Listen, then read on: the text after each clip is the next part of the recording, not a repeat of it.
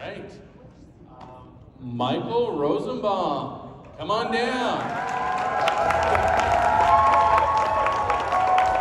That's it.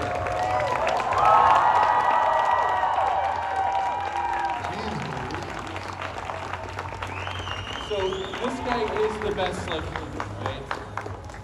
Best Lex Luthor? Cheer. I'll say who's really important here. You left somebody out. Oh, I thought you were going to introduce him. Kristin All right, Kristin Kreuk. Come on down. Give it up. I can't stand to fly. I'm more than I'm just and it's not easy to be me. Lexi, who said Lexi? It's not easy to be Lexi. So, everyone has questions to the left or to the right, and have at it. Let's start on this side. Let's start on this side. Who's got a question? Olivia does. This better be good. Well, You're the first one up. It's got to be good. I have to say I wasn't approving of this relationship at all. Why? Respectful. Why? It was healthy. Why? It was healthy. And You know I'm a Clark and Lana fan, but anyways, I felt your character dynamic was really fascinating in the way you guys played off of each other, like hiding so many things was really interesting. So I was wondering how you guys felt about that. I know, Kristin, you talked about that a little bit, but Kristin? No, like you said, I have. I loved once we started to get to play all of the layers, and I love working with you. But it was just such a joy to come to work and start to just have so much going on. Dig in. Yeah. there's a lot of meat. Yeah, there was a lot, and a lot of secrets, and I like how she's slowly, and she's, starts to dress differently and look different, all of it. It was quite fun for me. Yeah, it was, in the beginning, it was just sort of, we'd see each other in passing. You're like, oh, hi, Kristin, I'd never see you. And then when we started working together, it was just really fun. We didn't really know each other, and then we kind of... Yeah, we developed a nice friendship that season of the show. Yeah, really, really nice. It was fun. It was fun. Especially Lexmas. I loved Lexmas. Lexus was fun. It's a great episode. What Lex could have had.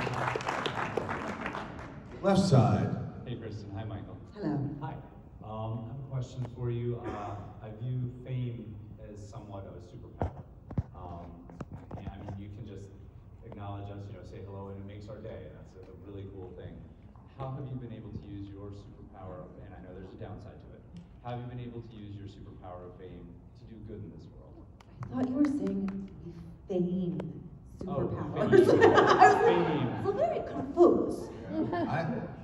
I think it's, for me, it's like when I do charitable work. Yeah. I think that can really help the charities to raise money for an important cause. And so that kind of fame, when you're able to do that, it's really fulfilling. You also get free shit. Very important. We really need that. And of course they give people who don't need, they give us things, so. But I think there are other elements to it as well. I mean, it's a side effect, obviously, of a profession that doesn't always happen, and it's a weird thing when it does. I don't know. I think nowadays people are more prepared for this idea of fame, which we weren't. Social media didn't exist. I had no idea what was going on. However, I do think there's other stuff too, where on a selfish level, if you have projects that you're trying to create or stories you want to tell, there's a way to do that. I mean, with you, with podcasting, there's also a funny, and I talk about this a lot, and I can't quite quantify it, and I'm trying to understand it, but there's this weird relationship between us and like you guys that I find really special. I can't quite. It's a connection. And we can change the show itself in a way through our interaction and through your interaction with each other. It starts to make whatever Alan Miles created into something else entirely, where we have like a whole other experience of it that I find kind of fascinating. Yeah, And you can use your fame, some people use it for not great things. And some people use it for, being, like I said, being kind and charitable work and making someone happy. And, when you're doing a show like this, you don't realize the impact it has on others. And certainly before social media, when we were doing the show, we didn't really know how it affected you guys. Yeah. And it wasn't until we came to the conventions that we realized, somebody's like, hey, I was stationed in Iraq and we used to watch Smallville and it got us through it. And I'm like, what? And it starts to make you realize that you did something inadvertently by being on a show, or connection with someone and their father, that this is what we had. I watched every Tuesday night, I watched Smallville with my dad. And he hated Lex, but I loved Lex. And I wanted to emulate him. yeah, so there's something beautiful about that. You hear so many stories, and it definitely has an impact on me. And you have made me a better person, for sure. So, yeah. It's true, yeah. Thanks for doing it. Thank you. I have a question for each of you. So for Kristin, if someone had to be cast to play Michael in a biopic, who do you think would nail his personality? And then flipped, Michael, if someone had to be cast as Kristin, who do you think would nail her? I do think that it is the guy from The Bear. I think he's kind of cute. I think he's charming. He's a good I thought that's actor. the most important part of this. Yeah, is I that think an okay choice for I you? think that's a compliment. It is. Yeah. Okay, good. Yeah, I don't know why you laughed.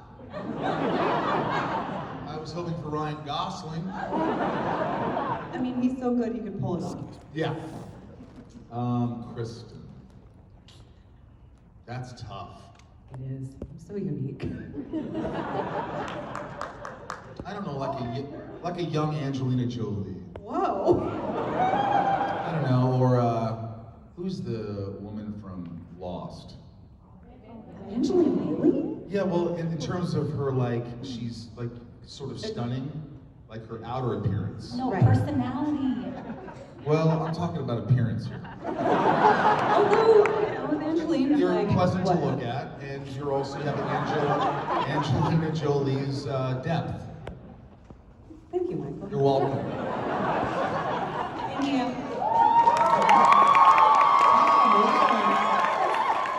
Do I have nothing to do? Hey, how are you? Oh, look. Who would play Thomas? Oh, we're just hanging out late Oh, I on was a... going to the table, and I was wondering if you guys weren't at your table, so I had to Well, there's find nobody you. in line, so we Wanted to decided make to come sure here. you guys are okay. Yeah, we're doing thank you all for right. checking out. Okay, good. Yeah, I'll if see you you can later. get, yeah, if you can That's get the it. baggage Oh, around, yeah. that'd be great. Any questions? Tom, if you could pick one actor to play Kristin. Impossible. That's a cheap answer. That's the answer I should have found.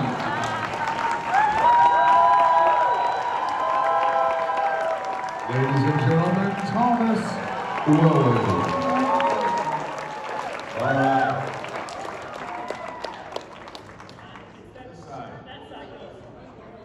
Hey, Michael. Hi, Kristin. Just questions for Kristin. Talk louder into the mic, sir. There you go. Sorry. Not that This is loud. my first question here, so.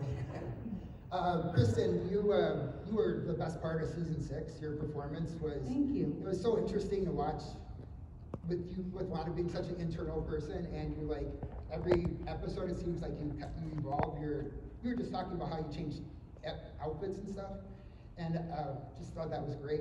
I was just wondering if you could Changed confirm- outfits? I know what he She was saying means. that. Oh, you know what he means. She was saying It was just great how you changed outfits. Sorry. We know where you're coming from. But I was wondering if you could contrast what it was like in season 6 versus some of the earlier seasons where maybe it wasn't quite so, you didn't evolve so much as you did now. Yeah, I mean, I actually found Lana in the early seasons much harder to play. Just to go back a little bit, so in high school when I was doing drama, I always picked the scenes and the characters that were the most tortured. That was what I was super drawn to. So playing someone that seemed so bright in some ways and soft and all of that felt really strange for me. Also, I didn't know what I was doing, but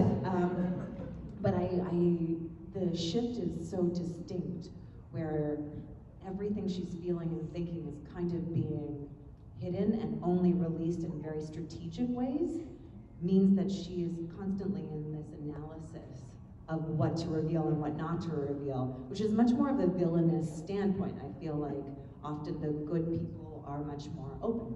They are more of an open book. And I liked being able to play in that. And early Lana couldn't do that. You weren't ever really like Lana. You were always No. sort of mysterious and, well, you were a child, essentially, right? You were young, so you were growing into yourself, and you were sort of shy, and you were sort of introverted, and there was a lot of things that we weren't seeing in the first seasons because you weren't given that. And then later on, you got to kick some ass. That was nice seeing. Excellent. So my question is meant for Kristin. Oh, great. You're killing them. So Smallville was the first time that we got to see two actors that played Lana before, because Annette was previously Yeah. Lana. Back with the first person mentioned season 6. However, Martha was being like there's a deleted scene, I forgot the episode, but there was an episode where Martha treated you, or Lana, as a daughter. Did you ever feel like Annette O'Toole was like mentoring you to become your version of Lana, but she always guides you to improve your way? I wish that was the case. It just was never, I don't think I worked with Annette very often. She was the loveliest she is the loveliest human being. She's a wonderful actor. Oh my God, is she ever fantastic. I just didn't get a chance to be around her that much. I was always nervous around Annette O'Toole. I didn't get Really? nervous around a lot of people. Why? I think it's because I wanted to impress her. I wanted to show her that I could act. And so I had to step it up. And it felt like she was watching me, but she wasn't. She definitely wasn't. No, but you get in your head, you're like, I want to show this person that I've got the goods, I can do this. And but she was always very flattering. And when she comes, you were so good last night. We watched the episode, and it meant so much to me. She has no idea. So, yeah. She's pretty special. Yeah. You're late. Where were you? Tom's selfies, and he was up here. I love you too. I love you too. Now sit down, please. Look at that little ranking system. So I've been asking everyone this question, and I know at the ladies panel you already answered, Kristin, but you're welcome to answer again. Smallville has given us a lot of emotional moments throughout the series, so I was wondering if you could choose, well, out of any movie, any TV show, no matter how many times that you see it, what is an example of something that made you emotional and why? I couldn't think of one. I mean, there's so many that it's hard to pinpoint. But I cry. I get emotional. But it takes a lot. Like I have to be really invested in something, in a character. I mean, I remember. When's the last time it happened? I don't know, but I remember the red wedding or the blood wedding. Cried at that? I was so like shook. Huh. When that happens, you know what I'm talking about. And what's her name? Stark, Mama Stark. Yeah, her. Caitlin Stark. When she knows she's gonna die, it was just heart-wrenching. And I just remember, wow, I remember being numb. Like, yeah, shows don't do that a lot for me, but that one did. There was some, every show has something to offer. You hope, that's why you watch it. And when you're invested and something happens, you feel something because you're on this journey with them. So, yeah. I sit and watch things and I'll snot cry, but I can't remember what they are. Well, how about a scene or something you read in a book that really got you? Again, I Next do. question. He has no patience for this. It's fine. I It's don't a have an tough answer. question because it's like, you could really search and think about episodes that. This is how Michael and I eventually became friends. Yeah. I stopped reacting to, I could see just that you were coming from a nice place on the whole. It just doesn't have an attention span. And that's okay. What were you talking about? Yeah, exactly. Entertaining. Anyway, go. So my catchphrase while watching the show has been justice for Lex, because every time someone hates him for something, it's something that they do to him, but he forgives them while they attack He him. kicked me in the face.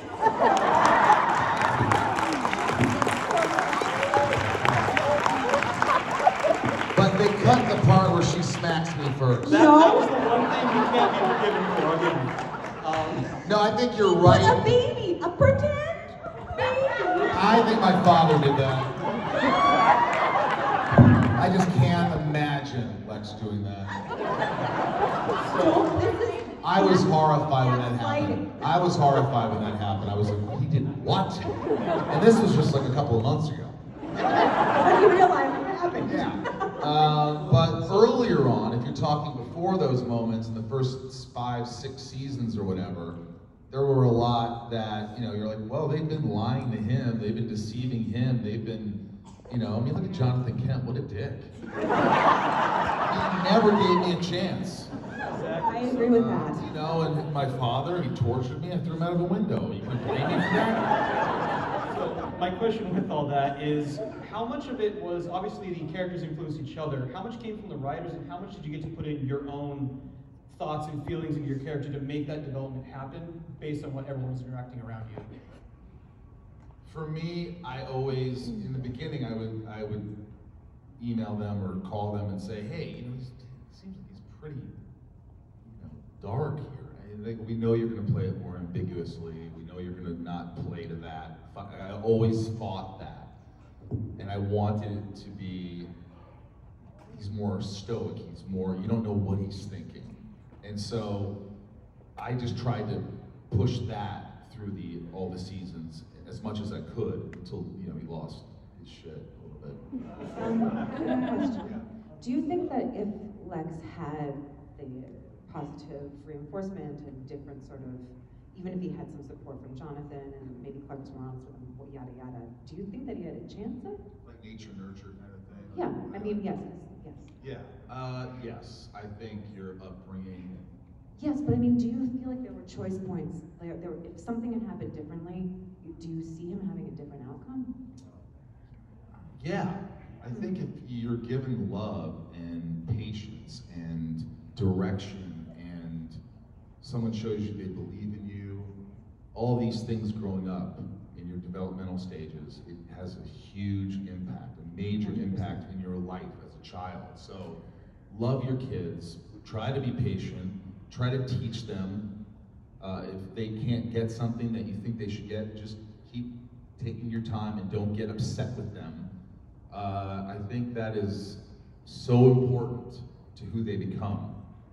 So I think if I had that, Lex had that, if I had that too, I think things would be different. Yeah, because he's not a sociopath. No. Hi. So this question is for both of you. It's coming from somebody who's pretty new to the show. Have you seen the whole series? Not quite yet. We're still rewatching. What? Season are you on? 7. You're in 7. Almost done. 7. It goes Yeah, downhill so- after 7. I'm excited to see how it goes. Just kidding. Yeah, so I didn't grow up with it as a kid, but my wife did, and she watched it every week. And so when you started the podcast, we started doing a rewatch. But when at first I was pretty critical of the show, coming from Fine. I am too. But week over week, I was like, man, this is a ton of fun. But something I kept thinking about was what if Smallville was made today? And I was curious, if you were tasked with writing a script for a reboot of Smallville, what's the secret sauce of Smallville that you would put in the new version, and what's something you would avoid bringing over? I think if it was a streaming service, now they do 8 episodes a season. If you just shrunk it down to X amount of seasons with 8 episodes, it would be amazing. It would be darker, it would be richer, every episode would shine. You wouldn't have episodes Yeah, but what if that was part of the secret sauce? What if the not dark, the earnestness, the hopefulness? You could have all that in there. You could? Yeah, and add the element of the dark, and as it get, the series builds, it sort of gets darker, and you know, you're really invested in these characters. I just think that, you know, with 22 episodes, you've got a lot. It's too much. It's too much. It's too hard to maintain quality programming. You're going to have some dumps. You know? I have a question for you You're going guys. to just have it. It's just Would you want to get rid of all of those filler episodes? See?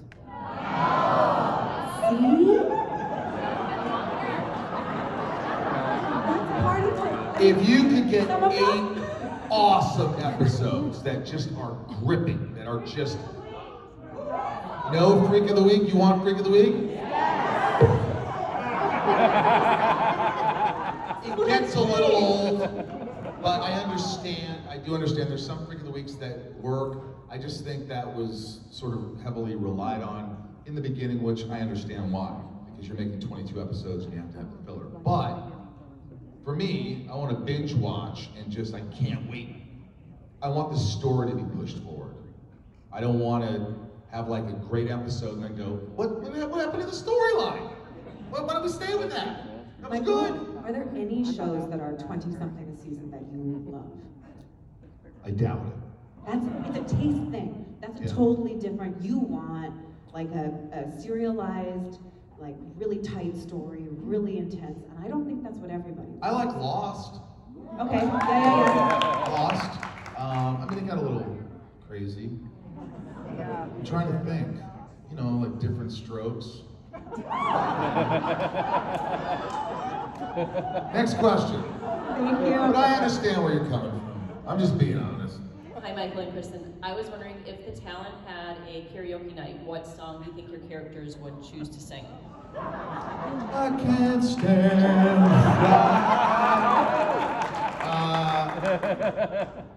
probably moving forward, using all my breath. Making love to you was never second best. Can you pick I'd one for stop the Lana? world and melt with you. Can you pick one for Lana? Oh. Wow, that's tough. Really tough. Does it have to be from the time period, like we're in the early It can be aughts? anything.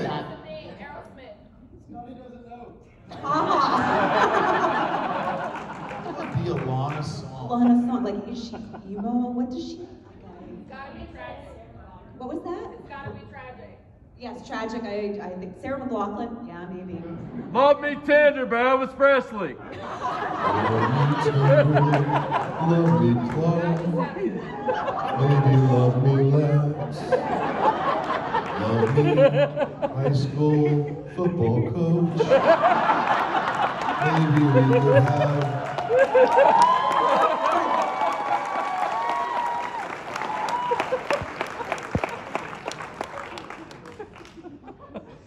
Okay, go. Yeah, go. So it's been really cool to watch, like rewatch as an adult, because when the show came out, I was in middle school and I was just obsessed. I had posters, I had the calendar, and I recently found it, and it was so cool to see it. So like back then, I'm in middle school, and so then I hadn't watched it in a while, and I rewatched it with the podcast with my husband, and I'm like, man, this is so outdated in some parts because of some of the things, like the problematic things that you've talked about, Kristin. And I really appreciate that. And it's been really cool to see, like the show has actually become more important to me, like getting to listen to the podcast and getting to know you guys as actors more, because when I was a kid, I was just obsessed and like, I'm a teenager, so, you know. But now I'm in my 30s, and it's just been really cool to see like more of the character, and so when I'm watching it, I know more about you guys, if that makes sense.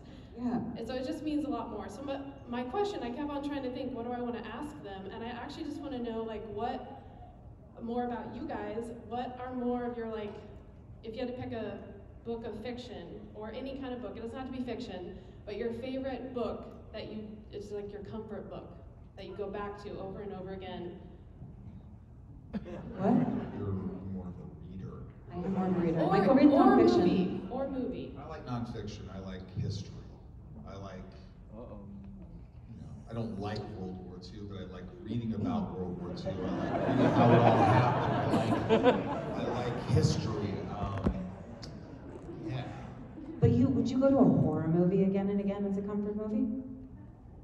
I don't know if it's a comfort thing, but I definitely like, for me, horror movies are like roller coasters. You get that adrenaline rush. When you get scared, you're like, oh my gosh, what's gonna happen? That's kind of like why I like horror. And when I was 8 years old, my mother sort of forced me to watch horror movies with her because no one else would watch them. So it kind of messed me up a little bit. But, you know, I love documentaries. Documentaries, I could sit and watch a documentary forever. I just love it. I think I say this all the time, but Anne of Green Gables is, yes, it's really good. And I haven't read it in a while, and I've been gifted some beautiful, like, French editions, and that my French is getting a little bit, I'm like, maybe I should attempt it. I'm gonna read it in French. Maybe, I don't know, we'll see, Michael. We'll see, I don't know. Like Jack Nicholson, well, we'll see. All right, I hope this is a good question. Maybe you can get right to the question this time. I'm kidding. I'm kidding, I liked your preamble. I'm just giving people... I'm giving a preamble as well. I did not watch season 6 until after I became a mom of 2. And so it really bothered me when Lex pretends that Lana is pregnant. And I wonder... Bother the world! How does Lex go about it? And why is it also probably taking place in Lex's secret Clark room? I don't know. I don't know why Lex, it doesn't even make sense why I thought about it. I'm like, why would Lex do this? It's not, he wouldn't do that. Like, doesn't he have more confidence in himself? Is he doing it because he doesn't want her to leave him? It just doesn't make sense to me. I still don't know the reason. Well, how does he do it though? I don't know. I mean, when you saw, he hires a doctor. He says, "Here's $1 million. Shut your mouth." She's pregnant. This is the way we're gonna go with it. It's not right. I still can't wrap my head around it. I wish that would never have happened. But thank you for bringing that up. Yeah, so you guys left the show around the same time. I mean, for 7, 8 years, you had this. All right, first of all, hang on. When you say left the show, it sounds like we left it. You know? You left it. We left the show. Correction. You did not leave the show. You reached your time. Your Our contracts had expired. And your character arcs were wrapped up. Okay, there you go. It was the time. Yeah, that's better. And for all of that time, you know, that purpose, 7, 8 years, waking up, going to work, 12, 16 hours, scripts, what did you learn about yourselves? You know, that purpose was finished, and, you know, now you have this new level of fame. What did you learn about yourself as humans, just kind of taking on this new chapter of life for the first time at this scale? You know, when you're on a show 10 months a year, and for all those years, that's your world, that's your life, that's your family, that's everything. So for me, I just felt like I had done everything I could do. I think the character had gone as far as the character could. And for me, I just wanted to kind of explore myself, sort of do some comedy, start writing, creating, living, you know. It was a great part of my life, but for me it was, you know, because that's a long time. It was a long time. It was refreshing. It was nice that I had accomplished something, that I felt like I did the best I could. I was challenged, and that was a great chapter of my life, and now it's time for the next chapter. And I think every few years you kind of think like that. All right, now what? Before you're at a certain age where you're like, all right, well, I guess I'm just gonna sit in the sun all day. You know, but people even get bored with that. They're like, you have to have something, you have to do something, you have to, even my grandfather was like, I'm gonna play tennis, I'm gonna golf, I'm gonna read, I'm gonna, whatever you can do so your mind keeps going, your body. If you're sedentary and you just sit there and you don't do anything, you're destroying your body, your mind, everything. So you have to keep busy. So that was important to me, to keep busy.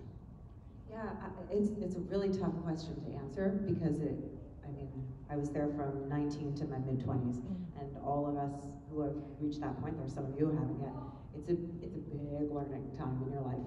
And I guess the first thing that came to mind, especially as Michael was talking, is I learned that I could face adversity, that I could embarrass myself in front of a lot of people, because I feel like that's part of what this job is just failing and flailing, and we had to fail. I mean, I don't know if you had to fail, but I felt like I was failing in front of a lot of people. Okay. And there's a certain knowledge, self-knowledge that comes from that, that I, and a certain amount of strength I feel like I can withstand at least a certain amount of pressure when it comes to just messing up in my life. They say that's your greatest superpower, right? Not being able to be embarrassed and do things. That's, yeah. Thank you, guys. Thank you. You know, I think what's important is the older you get, you always hear about this later, you read like, oh, you know, people's regrets, and it's worrying too much about what other people think. And it's easier said than done. Especially now. Yeah, but if you could slowly stop that and just worry about you, because especially on social media now, you do something stupid, it's like, oh, look at that, next. You mean nothing to people. Most people, they don't care about you. So do what you want to do. I mean, don't be Lex Luthor, but We live in community. Do what you want to do within the context of our community. If you want to do something, do it. Because one day you're going to get to the age of, why did I do that? I was scared. Why? Because of what people might think. What if I fail? You never know. And if you fail, people fail every day. We all fail. We're all human. We're all flawed. This is a lot what I talk about on my podcast, Inside of You with Mike Rosenbaum. So listen to it.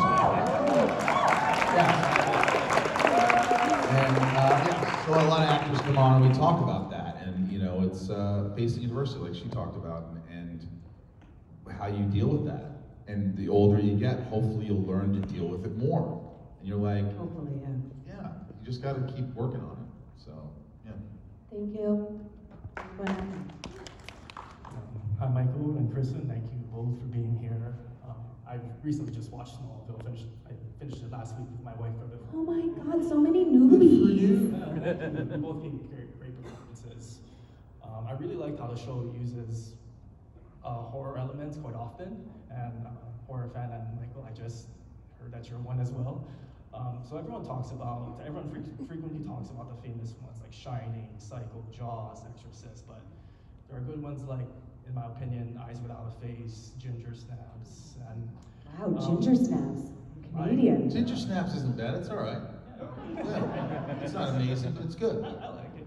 So my question to you, Michael, and I guess Kristin as well, is are there any underrated or obscure horror movies that you like? The original, all right, so there's a movie called Speak No Evil, but not the new one that came out. A year and a half before that, there was another one, and it was from Denmark, and it's subtitled. It's a great film, and then the United States, you know, Hollywood said, oh, let's make this an American version, and it was good, but that was unbelievable. One Cut of the Dead is really fun. You should check that out. There's a movie called The Coffee Table, which will blow you away. It is horrifying and intense. I like this one called Spoorloos. Spruce? Spoorloos, not in English. What does it mean? Does anyone know what it means? I don't know what it means, but it was really creepy and Send that to dark. me. And okay, I will. It's not new. When Evil Lurks. I mean, there's some great horror movies. There's an app called Shudder that has only horror movies, and it's like $5.99 a month, and that's what I do. I just watch a lot of crappy ones, but there's some good ones. You know, like Slumber Party Massacre is kind of stupid. A lot of boobs in that one.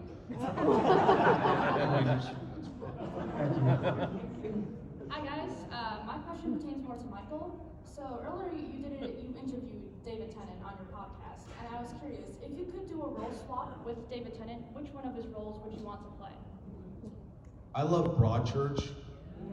I'd love to play like a character like that on Broadchurch. I think he's phenomenal. You'd be really great in a role like Yeah, that. I think that would be fun. Would you do that if you had to leave home? Yeah, if it was like a sort of if it was like an 8-episode season, you know, not 22, as we discussed prior. Yeah, but yeah, and I think being Doctor Who for an episode would be pretty dope. Yeah. Thank you. All right, so me and my little one here, we're on season 7 watching this. It's her first She's time. adorable, by the way. Yeah. I mean, she cussed for her first time last night. Michael, you know about that. I'm sorry, but you shouldn't have said it. I don't know. No. It was good. It was cathartic. It was good for her. We'll never forget it. So our kind of question was, if you guys could go back and create like an episode in season 7, and especially this is for like Kristin. Well, I think Michael, this would be good for you too. Like where you guys, Clark and Lana, sit down and they talk about all the crazy stuff that's happened. You know, like the tornado, or like Michael almost killing Lana because the bus thing in Reckoning. How would you guys go about playing that? How would you write it? And would it be like funny? Would it be like, I think it'd be like the pregnancy thing I had nothing to do with. It would just be a process of life. You got to believe me, it was my father, he set it up. I've always loved you. When I smacked you, my father, he was torturing me and switching my mind. It was like a mind reversal, and it wasn't me doing it. I don't know what I would say to her, actually. I'd be like, kill me now, please. I don't know how to answer that one. The only episode I remember from that season is the one that we just talked about. I don't know what happens. I would give her the Gary Oldman from Dracula.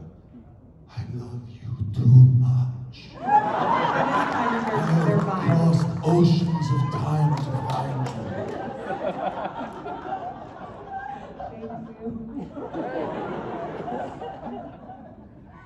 Did say the F-bomb, that was pretty funny. Hi. Hey guys. So for me, Lex has always been the most fascinating character of Smallville. So Kristin, That's fine. Listen, bad guys are fascinating. His journey in the grey into darkness is what was fascinating. So really, my question for Michael was: any influences from prior iterations of Lex? People talk about the Gene Hackmans, the people like Kevin Spacey's, but did you reach out with Lois and Clark? Anyone just to research into the role for your role? The short answer is no. I didn't challenge any, I didn't think about emulating or trying to be someone or referencing. For me, it was play this guy as believable and grounded and ambiguous as possible. Just believe everything you say, make him as human as possible. Don't twirl the mustache, not that he has one. Don't try to feed into it. Just be. Listen to what the other actor's saying, react. You can have your agenda, you can have your ulterior motives, just play it real. That was always what that's what I thought. Brilliant. Well, I can definitely say you killed it. Thank you. Thank you very much. Thank you very much. All right, we got the next question. All right, first of all, shameless plug, Talkville. If you're not on the Patreon, join the Patreon, become a top tier Patreon. Thank you. You'll get your name shouted out like some of us do at the end of the show. Awesome. So I know you guys rewatch it. Obviously, Kristin was recently on there as a guest appearance. What is it like rewatching the podcast, knowing that you have the fans behind you and that we actually enjoy it? And I know the women touched up on it yesterday. They talked about they don't like to rewatch their stuff, but obviously the fans love it, and knowing that fact, does that make it any easier? Also, one more thing, I know Kristin said it on the last episode. We really hope to come back for season 8. We were all cheering for her when she said that. So, but yeah, what is it like rewatching it, knowing that we all love it, even if you're critical of yourselves? I honestly always try to watch it. I want to love it. I want to enjoy it. I sit back. I'm a fan. So, when I criticize things and this and that, that's just me because, I'm going to tell it how it is. I'm not going to be like Tom. It's great. It's great. Did you just throw Tom under the bus? Yes, he's not here. No, but he's more gentle, and for me, I just, like I said, I want to love it, and I love that everyone else loves it. So there is a lot of love coming from it. So that's how I approach every episode. But when there's some episodes I'm like, how do you just smile? Like Spell? Maybe. Listen, There's weird ones, you know? it was weird, but it was silly. It was silly. Sometimes you need silly. How many people love Thirst? One. Great. No, there's at least 10. All right, great. You know, see, there's something for everyone. I was told the other day that was supposed to be Chloe. That would have been different. Uh-huh. Very different. Watching myself from Smallville is sometimes painful, but I don't mind it. I feel like I'm immune to the cringe of it all-ish. Yeah, I still I don't love watching myself, so sometimes I'll be like, oh my God, my face is so fat. Judge you. How did my face get so fat? Like just poofy. No, I was puffy because one year I remember because I had surgery and I had to take pain pills. So it made and I was like, I know exactly when that scene was. You were also in that, we had that chair for you because you had that surgery that would just tip back like this. Remember that? Yeah, I remember. So, yes, but thank you for your question. Thank you. Hi. This question's for both of you. When you discovered that or learned that Lex and Lana were gonna end up getting together in the show, what was your reaction? Did you think it was like a good, bad? I was like, yeah! Woo! Finally! Listen, I saw it from almost the start. Lex and Lana, maybe I'm crazy, but I saw it in the scenes from early on. Yeah, you did too. Yeah, it started and I was like, ooh, there's something interesting and weird going on here. And it's definitely like a little bit sexy. And it just built slowly through the seasons. And it's almost like he was, yeah. No, he wasn't grooming you. In fact, no, he did it for Clark. Okay, that's another way. I honestly never thought that. I thought she was too young. That would never happen. I didn't think that as an actor, as a But you person. weren't writing the television program. Right, but even those moments. What about when you cleaned the dirt off of her face? Yeah, shit on your face. Don't you want that friend who says, you got something on your teeth? You don't want that friend who's like, she's a little young. I'm not going to say anything. Anyway, it was dark and twisty. It was interesting. Didn't see it coming. Next question. So you obviously had a lot of scenes together. I was Sex wondering. scenes? No, I didn't. She said scenes. Oh, she said you had a lot of sex scenes together? I don't remember a lot of sex scenes. You just stuttered really dumb S. Oh, sorry. I was wondering if there was a scene that you remember that you had the most fun filming together. Well, it was a sex scene. For me, it's Lexmas. Yes, That whole story. It was awesome. It was like, we loved each other. It was unconditional love. She loved me for me. I loved her for her. We were just trying to raise a kid and be normal.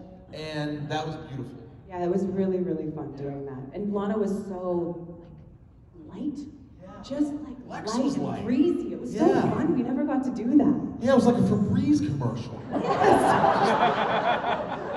Like Febreze. Thank you. Thank you. Sorry about misunderstanding. Sorry, I disassociated. Shout out to all the Patreons. And thank you guys for being here. My question is, do you think Lex kind of got the ending he deserved, or would you have regretted it? Look, I love that I killed my father. I love that I killed my sister.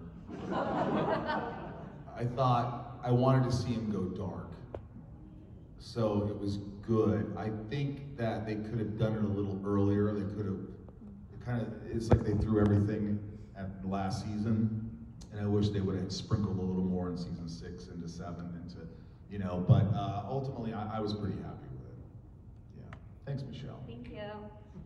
Hello. I was wondering if you guys weren't in the show and you were watching the show, who would your favorite character be and why?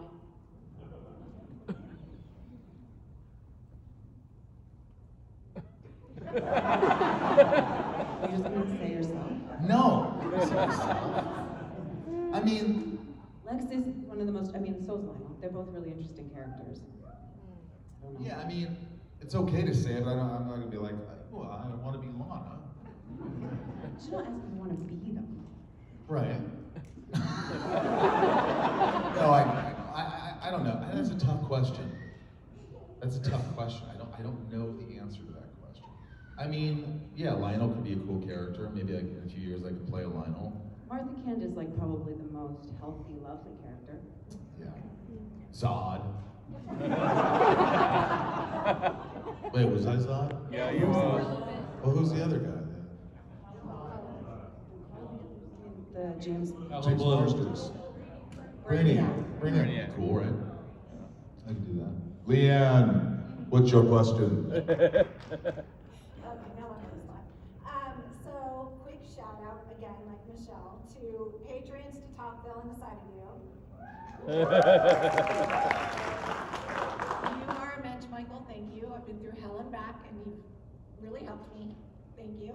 You're welcome. Now for the question. As a veteran special ed teacher, I am known for having many superpowers.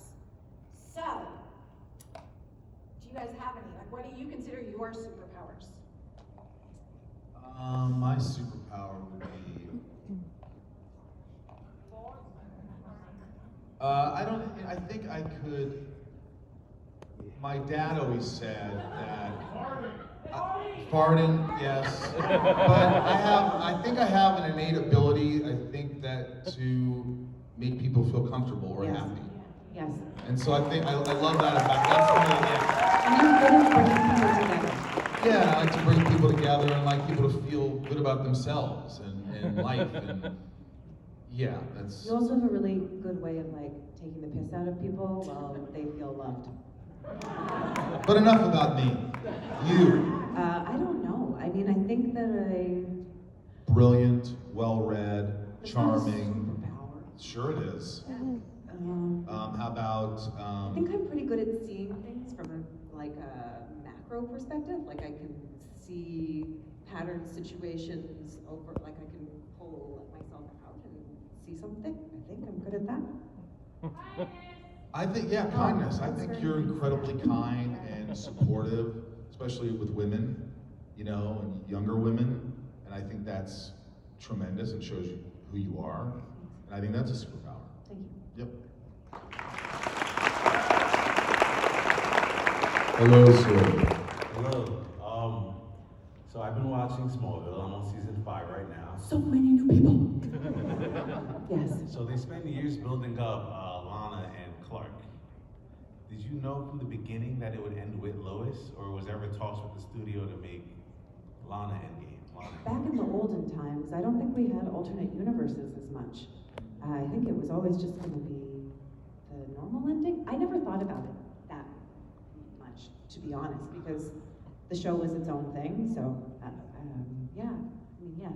The tragic love story is what makes it kind of beautiful, right? The tragedy of it is what draws you to it, what makes it achy, what makes it that kind of like Eros-y feel. If they were to be together, you don't have that. You don't have that sadness like seeping into the love. I concur. Thank you, sir. All right, this might be the last question. I gotta catch a flight. Yes! Okay. I know, doesn't that suck? But I love you guys. This has been a No, they tremendous. get Tom and Erica, so they get to Yeah, Tom and Erica, what are you worried about? Go? Okay, yeah, awesome. So this is like a question that's kind of for y'all, also kind of for the crowd. I started watching Smallville when I was about 8. And at that time, I was also watching a lot of DC Animated Universe. So it's just like, you know, Lex Luthor is bad, period. Superman is good, period. Okay, so as I've gotten older, watching it again and again and again, what do y'all think about Okay, so the gist of it is this. I think Lex went evil because of Clark and Jonathan. Gaslighting him and gaslighting him and gaslighting him. Like, I know there's something going on here, and I see it. And Lana too. And Lana Thank you for including me. No, yeah, that's why I said it was for y'all and the crowd. And wanting to know, like, y'all's opinions on those things. Like, did y'all see that from the beginning? Is that something you grew to see? Is that something that you can agree with? Because, especially that episode we were talking about with the Christmas, where you see Lex and Lana as happy people, like kind of back when you first met them, because Lana was just happy-go-lucky, kind of chilling. I mean, of course, the parent trauma, but, you know, outside of you that. can overcome that. You know, outside of that, you know, she was a light person, and it seemed like Lex wanted to be a good person, even though, you know, he had Lionel as a dad that was not so great. And I feel like over time, the gaslighting of there's nothing special, I just showed up here, no idea, kind of thing, pushed them to the dark side. 100%. Yeah, I think that the interesting thing about Smallville, for me, to play the role, it wasn't just the journey of Clark becoming Superman and a hero, it was also the journey of Lex becoming who he inevitably becomes. And he wanted to be a good person, he wanted to do the right thing. You saw how much adversity he faced, and like you said, the gaslighting and all this, and there was just a threshold to how much he could take before he finally just gave up on humanity. And I thought that was really interesting and tragic. Yes, it is a tragedy. There's a part of that, though, that, I mean, we're not going to talk about this right now, but it makes me think about, like, what is the cost of protecting what seems like goodness? And is that, like, are there ramifications to these choices, thinking that you're making it for the greater good, that Clark's, like, protection is more important than anybody else? What are the effects of that on all of these people? And then, in the end, does that make him the most moral person in the world, even though it wasn't a conscious decision? I don't know, there's fun stuff in there. But I will say this, regardless of what Lex decides to do, we all have a choice. Oh, 100%. We all have a choice. He didn't make the right choice, ultimately. I mean, Lana didn't go around murdering everybody. She had some, you know, missteps, but in the end. Yeah, you did kill someone. Who did I kill? Remember in your room? The woman Mrs. in my Teague, I think you killed her. I killed Mrs. Teague. But that was like, wasn't that a possession thing?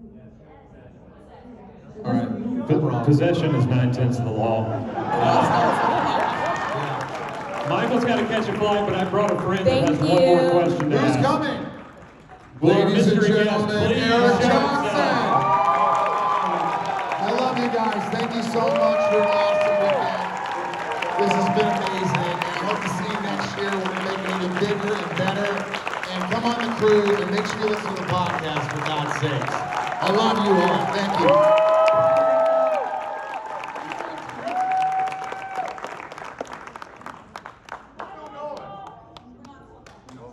Okay, bye. Ask your question to Kristin. Hi. We have a question. Hi. Eric?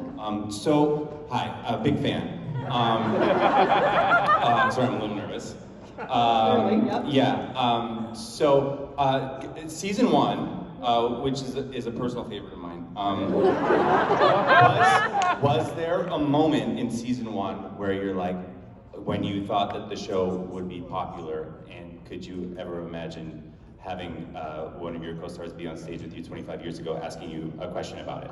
I'll wait for your answer. Okay, no, and I didn't know, but it's so nice. It's nice to be here being asked questions by my very weird co-star. I heard they were very weird, yeah. Yeah, very weird, and it got weirder over the years.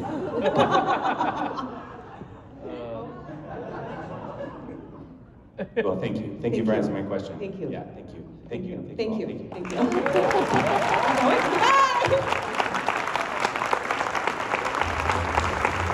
be back in a moment with Tom and Erica.